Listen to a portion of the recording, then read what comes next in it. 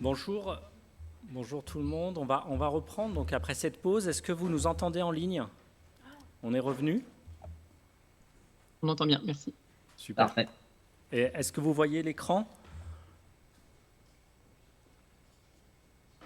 Pour l'écran, c'est Oui, bon? Pour le partage? oui, on voit l'écran.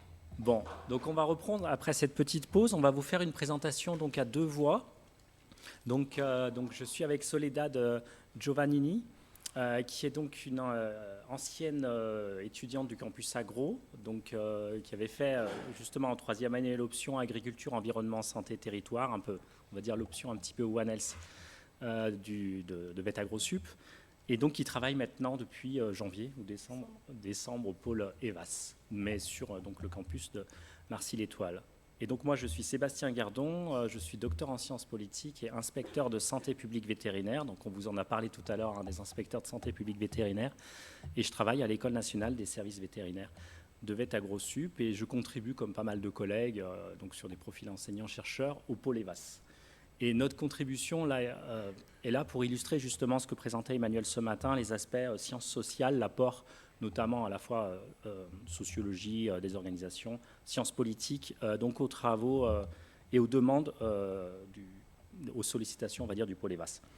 Alors, l'objectif de cette présentation qu'on va faire à deux voix, c'est de vous présenter, de vous restituer assez rapidement, ça va être un peu court, mais le rapport est bientôt accessible, un travail des étudiants qui a été fait sur la problématique de la leptospirose en Ille-et-Vilaine.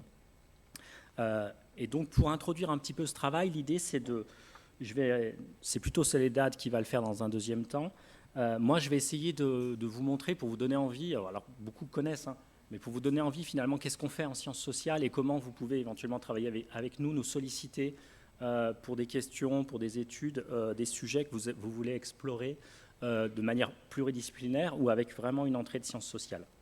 Alors, depuis quelques années, depuis l'existence du pôle EVAS, donc on essaie de mobiliser les outils, la méthodologie des sciences sociales sur les questions de faune sauvage, parce que ça nous permet notamment de mieux comprendre, on va dire, comme l'expliquait Emmanuel ce matin, finalement les déterminants de l'action publique, les jeux d'acteurs, les contextes d'action, comme ça a été évoqué aussi dans la présentation du jeu sérieux tout à l'heure. Donc on a fait tout un travail, notamment à l'ENSV, dans le cadre d'un master PAGERS avec Sciences Po Lyon, et donc on a un manuel qui s'appelle « La santé globale au prisme de l'analyse des politiques publiques », où on explore toutes ces dimensions. Et surtout, en face de nous, on a souvent un public soit vétérinaire, soit agronome, et on essaye d'intégrer d'autres dimensions que techniques. On va au-delà donc on va dire des enjeux strictement techniques de réglementation des maladies ou des enjeux, on va dire, biologiques liés aux maladies, pour essayer de contribuer à la compréhension voilà, de la conception, de la mise en œuvre, de l'application des politiques publiques. Et l'idée, notamment concernant la faune sauvage, c'est de mieux comprendre les logiques d'action, les instruments, les processus institutionnels sur la longue durée qui concernent finalement les environnements politiques, institutionnels, territoriaux, qui sont le cadre finalement d'action des observations concernant la faune sauvage. C'est-à-dire les parcs, les espaces dits naturels, la forêt française, c'est quoi? Voilà, toutes ces constructions sociales, politiques, institutionnelles. Des catégories aussi d'action publique, voilà, la faune sauvage captive, la faune sauvage non captive, à quoi ça renvoie, qui travaille derrière tout ça, le lien entre élevage et faune sauvage. Donc on travaille sur tous ces enjeux. Vous nous entendez bien en ligne? Non, c'est bon. Et puis, dans le cas notamment qui va vous être évoqué tout à l'heure, on essaye de mieux comprendre la mise à l'agenda, la construction des problèmes publics. Pourquoi on parle de telle maladie? Pourquoi certaines maladies on n'en parle pas? Comment sont faits les arbitrages? Comment se déroulent finalement des processus d'invisibilité ou de mise en visibilité de certaines maladies, de certains enjeux, notamment en santé publique? C'est ce dont on vous parlera. Donc, toujours sur la question qui concerne le pôle de la surveillance sanitaire dans les espaces protégés, notamment, on est face à des problématiques de gouvernance où justement il y a des enjeux de filières, d'acteurs, on a des enjeux institutionnels autour de finalement la gouvernance de ces parcs, donc c'est important de les décrire. On a des problématiques culturelles aussi en termes de logique d'intervention, d'urgence sanitaire, on le voit aussi avec voilà, les chasseurs d'un côté, les associations de protection de l'environnement de l'autre. différents acteurs qui évoluent dans ces espaces-là. On a des frontières professionnelles, des dilemmes éthiques qui sont à décrire, à comprendre. Et puis, on a bien sûr des conflits d'usage. On a souvent parlé de ce qui se passe autour du bargy et de la bruxellose avec les bouquetins. Donc, il y a pas mal d'enjeux à ce niveau-là. Et le pôle EVA, ce n'est pas complètement autour de ça, mais il y a la question aussi des réseaux. Comment on fait vivre des réseaux pour surveiller, gérer, animer toutes ces actions. Et là, le rôle des sciences sociales est assez important aussi pour comprendre tout ça. Dans une perspective aussi de One Health, donc nos différents travaux finalement proposent une sociologie des politiques de gestion sanitaire. On essaye de comprendre finalement voilà, One Health, d'où ça vient, quelle est la trajectoire de ce concept, comment ça s'institutionnalise dans des projets, dans des expérimentations, comment les acteurs se saisissent de ce concept. On essaye de comprendre les différentes échelles d'intervention entre le local, le régional, le national, l'international, et donc les modalités de gouvernance. On essaye autour de One Health aussi, donc une seule santé, de comprendre les injonctions contradictoires entre un idéal d'action publique très transversal, intégrateur, on va dire, pardon, et en même temps des politiques publiques qui sont profondément sectorielles, cloisonnées, compartimentées. Donc on essaie de comprendre comment tout ça s'articule, et puis surtout on utilise la sociologie des organisations pour comprendre les écarts entre le cadre formel et informel, l'écrit, le non-écrit, l'explicite, l'implicite, pour essayer de faire émerger des espaces communs et homogènes de surveillance sanitaire. Donc ça, c'est des choses que vous retrouverez dans nos livres. Et pour faire ces travaux-là, on mobilise notamment des étudiants, des élèves, des stagiaires, dans nos formations, alors principalement à l'École nationale des services vétérinaires autour du master PAGERS, mais ça se fait aussi dans le cadre des options ici sur le campus agro avec les PCI, donc les projets collectifs ingénieurs, où on fait travailler donc des étudiants sur des problématiques. Et dans le cadre des groupes d'études de politique publique qui ont une quinzaine d'années d'existence, on voit vraiment des commandes qui arrivent dans une école d'application qui est là au service finalement des administrations, de commanditaires. Donc très souvent c'est quand même le ministère de l'Agriculture, mais donc le pôle EVAS justement alimente ces études. Et on a pour objectif de former les étudiants avec des exigences académiques. Donc voilà, on leur fait lire, on leur fait respecter justement les canons académiques de la sociologie de l'action publique, de la sociologie des organisations, de l'analyse des politiques publiques.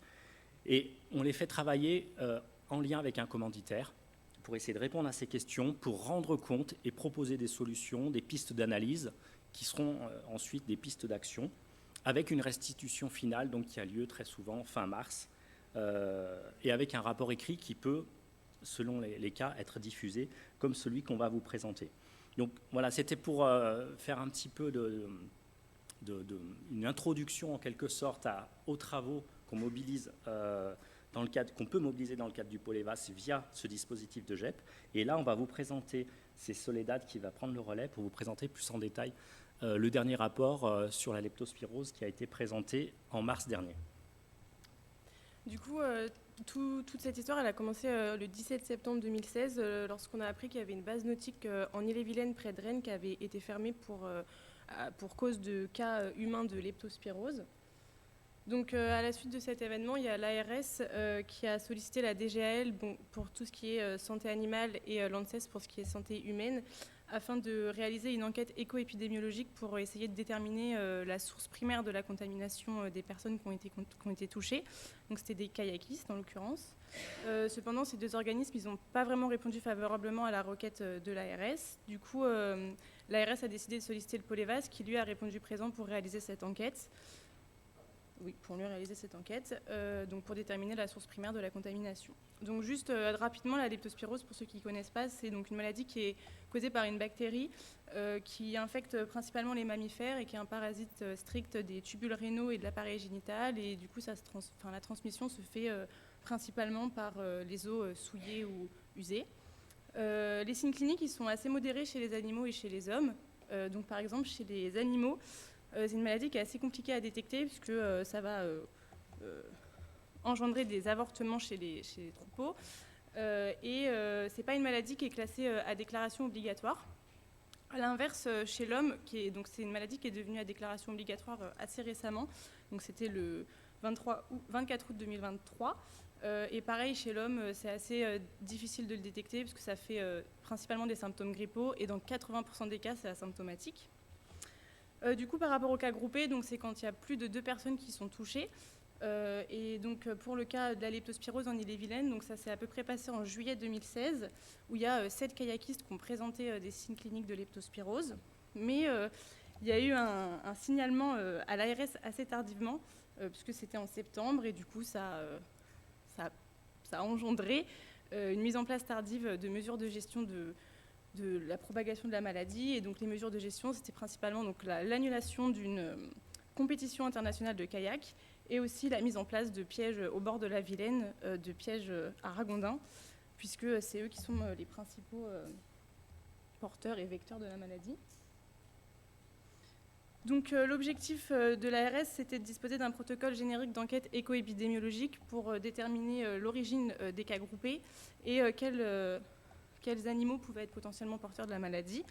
Et donc le GEP, donc le travail étudiant qui a été demandé, avait 2 objectifs principaux pour ça. Donc c'était d'identifier les acteurs qui étaient mobilisables localement et de décrire les champs d'implication et l'importance de ces acteurs. Donc de là, il y a eu un constat qui a été fait, c'était que les acteurs impliqués dans la gestion des cas groupés de leptospirose, ils ne constituaient pas un réseau opérationnel pour identifier la source de la contamination. Donc de là, il y a eu 4 questions principales qui se sont posées.